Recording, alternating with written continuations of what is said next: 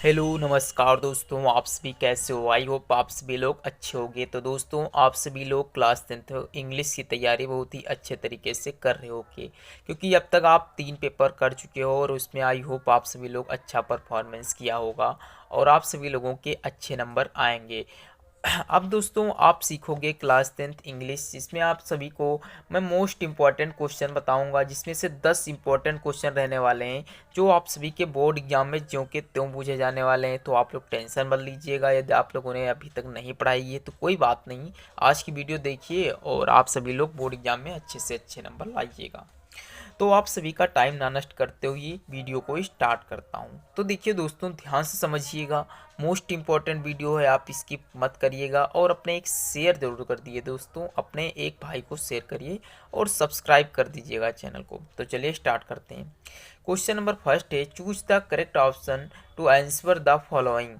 कहने का मतलब ये है, आपसे कहा गया है कि क्वेश्चन को आप सही से पढ़ो और उसके बाद आप आंसर को चेक करो। तो आपका प्रत्येक क्वेश्चन जो रहने वाला है वो 1 नंबर का रहने वाला है और इसमें 5 क्वेश्चन दिए गए हैं जो कि आपको 5 नंबर दे के जाएंगे, वो भी फ्री ऑफ कॉस्ट में। तो समझिएगा कैसे मिलेंगे। क्वेश्चन नंबर फर्स्ट है, कंप्लीट द फॉलोइंग सेंटेंस। कह रहा है कि जो सेंटेंस दिया गया है इसे आप कंप्लीट करिए। ये देखिए यहाँ पे डैश डैश का चिन्ह लगा हुआ है, तो आपको इस डैश डैश के ही चिन्ह को क्या करना है, कंप्लीट करना है। तो देखते हैं क्वेश्चन क्या। क्वेश्चन है, I will not go to hitch party that dash he invites me. ध्यान से समझिए, पहले आप 1-2 बार पढ़िएगा, तब आपकी ग्रामर ये अच्छी होगी तो आप लोगों को समझ में आएगा।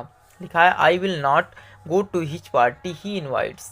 कह रहा है कि मैं पार्टी में नहीं जाऊंगा जब तक वो मुझे इनवाइट नहीं करेगा। क्या क्वेश्चन है कि जब तक नहीं, कह रहा I will not go to hitch party, मैं उसकी पार्टी में नहीं जाऊंगा जब तक वह मुझे इनवाइट नहीं करेगा। अब यहाँ ऑप्शन में अनटिल है और अनलेस है, जबकि यूज तो दोनों का एक ही है। जब तक क्या है क्वेश्चन, जब तक नहीं वह मुझे इनवाइट करेगा, इसका भी मतलब जब तक वह नहीं। तो ध्यान से समझिएगा, यहाँ पे इस वाले का यूज होगा या इस वाले का यूज होगा। तो यहाँ पे ऑप्शन नंबर बी आपका करेक्ट होगा, अनलेस का होगा। अब आप समझिएगा अगला क्वेश्चन है, this young man is true his word. This young man is true his word. अब आपको इसमें प्रीपोजिशन चुनना है, अब कौन सा प्रीपोजिशन होगा ये आप लोगों को बताना होगा। तो ध्यान से समझिएगा, this young man is true to his word, यहाँ पे आपका ऑप्शन नंबर डी आ जाएगा, यानी यदि आप टू भर देते हो तो ये हमारा सेंटेंस कंप्लीट हो जाता है। नेक्स्ट क्वेश्चन है, rearrange the following words cluster to make a meaningful sentence. इसमें कहा गया है कि जो ये सेंटेंस दिया गया है इसे आप करेक्ट करके और इसका जो सही आंसर हो वो चुनिएगा। ध्यान से समझिएगा, इसके लिए सूत्र क्या होता है। इसके लिए सूत्र होता है, सबसे पहले हमें चाहिए हेल्पिंग वर्ब, सबसे पहले सब्जेक्ट और फिर हेल्पिंग वर्ब, और इस तरीके से डैश डैश करके आप पूरे सवाल को हल कर सकते हो। देखिए कैसे हल करते हैं। आपका ऑप्शन नंबर फर्स्ट है, देखिए हेल्पिंग वर्ब, यानी सबसे पहले क्या आनी चाहिए, हेल्पिंग वर्ब आनी चाहिए। तो ध्यान से समझते हैं, तो यहाँ पे इट है हमारी हेल्पिंग वर्ब, क्या है, इट। तो अगर जो इट हमारा शुरुआत में होगा तो ये हमारा ऑप्शन सही होगा, तो option number B is the correct answer. तो आपका करेक्ट आंसर कितना है, बी वाला। अगला क्वेश्चन है, he spend a lot of money on purchasing costly clothes. कह रहा identify the word spent. Spent माने क्या होता है, स्पेंट मतलब होता है खरीदना। क्या होता है, स्पेंट मतलब खरीदना होता है। कह रहा है ये कि ही स्पेंड ए लॉट मनी, मतलब हाई पैसों से, मतलब परचेज किया कॉस्टली क्लोथ्स, मतलब बहुत ही महंगे उसने कपड़े खरीदे हैं। तो इसमें ये क्या है, नाउन है या वर्ब है।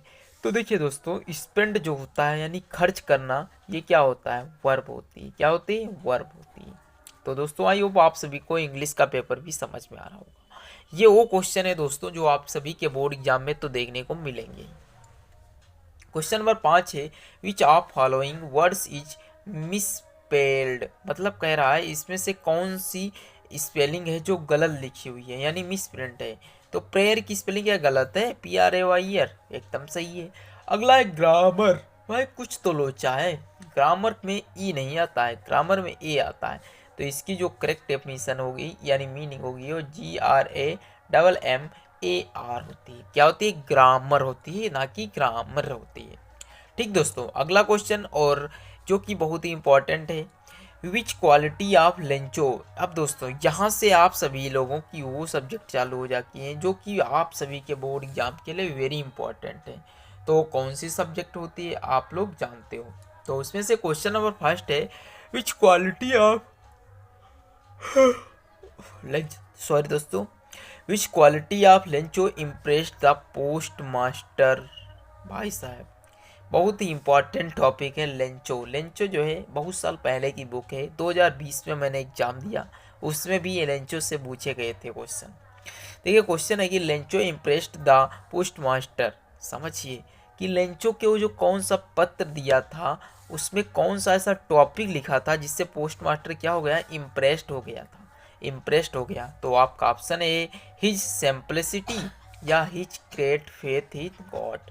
भाई साहब उसने पी ऑप्शन देखा और करेक्ट कर दिया, क्योंकि इसमें लिखा था his great faith in God, यानी भगवान ही क्या है, महान है और दयालु है। तो दोस्तों हमने 6 क्वेश्चन कंप्लीट कर लिए हैं, अभी हम और 6-7 क्वेश्चन तैयार करेंगे। तो क्वेश्चन है कि who is the author of the lesson his first flight. अब आपके में एक चैप्टर है फर्स्ट फ्लाइट यानी ऊंची उड़ान, तो ऊंची उड़ान का कौन सा भाई है।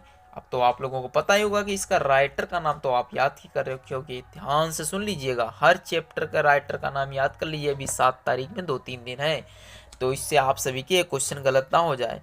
क्वेश्चन है कि who is the author of the lesson is first flight. तो इसके जो आप लोगों को पता होगा, अपोलो धाल नहीं, लाइम ऑफ फ्लैरिटी, तो ये सही है आप सभी का ऑप्शन नंबर बी, लाइम एम फ्लैरिटी होता है दोस्तों, यही इसके लेखक हैं। क्वेश्चन नंबर 8 है, 8 जो की है देखिए क्या लिखा है, who had invite Rajveer to visit his home in upper Assam. मतलब उसने मुझे अपने घर पर बुलाया है। तो जो है वो कौन थे, ए ट्रीवंडर या प्रांजल। तो आपका ऑप्शन नंबर ए प्रांजल। दोस्तों अब तक हमने कितने क्वेश्चन कर लिए हैं, 7 1 8 क्वेश्चन। अब चलते हैं बहुत ही पोएट्री की ओर और बहुत ही अच्छे तरीके से समझेंगे। क्वेश्चन है, read the following extract and answer the question that follow. कह रहा है इस पैरा को पढ़ो और इसमें से जो है क्या करना है, क्वेश्चन के आंसर छांटिए।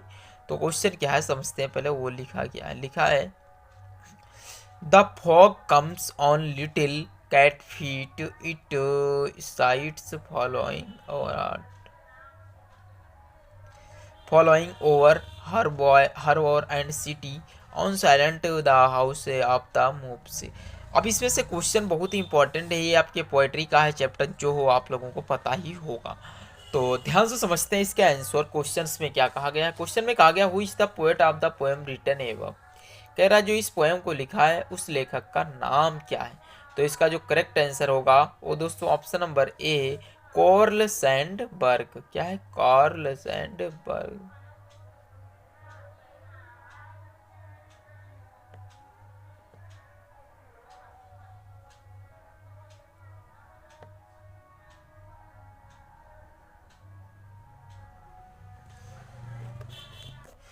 दोस्तों कुछ वीडियो गड़बड़ हो गई बीच में, उसके लिए आई एम सॉरी। क्वेश्चन है who is the poet of the poem written above. कह रहा है जो आप लोगों ने पोएम पढ़ा है इसके कौन लेखक है।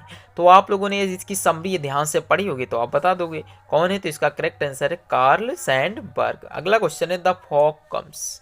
भाई साहब कोहरा कैसे आता है, लाउडली क्या शोर मचाते हुए आता है, साइलेंटली या एकदम धीमे आता है। तो इसका करेक्ट आंसर बी होगा, यानी साइलेंटली आता है वो, ना तो लाउडली आता है ना ही कैसे भी आता है।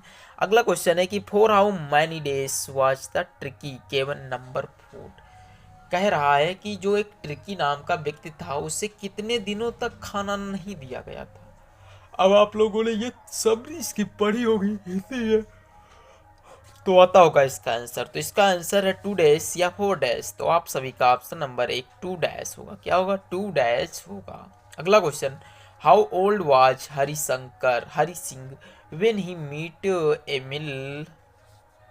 कह रहा how was the Harishankar when he meet he will, 15 year या 17 ईयर। तो इसका करेक्ट आंसर है 50। इसका करेक्ट आंसर कितना है, 15 यानी 15 ईयर्स होगा। अगला क्वेश्चन है कि 13 what was the evidence against the Horace that got him out sets his fingerprints, यानी उसे किस कारण से गिरफ्तार किया गया था, उसके पास कौन से एविडेंस मिले थे, तो हिज फिंगरप्रिंट्स। तो दोस्तों आई होप आप सभी लोगों को ये क्वेश्चन समझ में आए होंगे। चलिए मिलते हैं अगली वीडियो पे, तब तक के लिए जय हिंद जय भारत।